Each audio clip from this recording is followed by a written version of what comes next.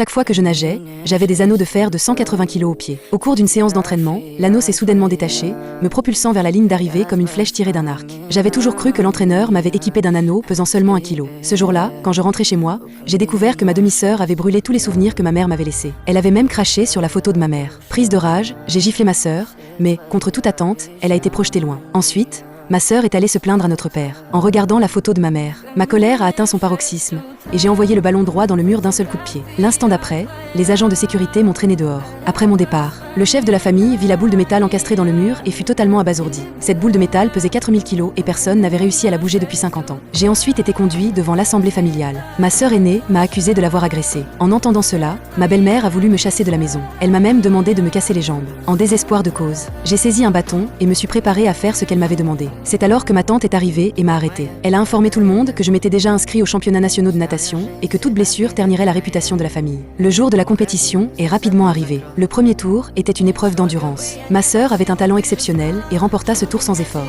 Quant à moi, à cause des anneaux de fer, je n'ai tenu que 30 secondes, ce qui provoqua les moqueries de tout le monde. Au deuxième tour, ma sœur ralentit volontairement, essayant de me pousser dans l'eau par derrière. Elle ne savait pas que j'avais une force incroyable. Je l'ai projetée directement sur le bord de la piscine. Voyant que j'étais victime d'intimidation, l'entraîneur a décidé de retirer les chaînes en fer de mes chevilles. L'instant d'après, j'ai filé comme une flèche, fonçant droit vers la ligne d'arrivée. Tout le monde était stupéfait par ma puissance.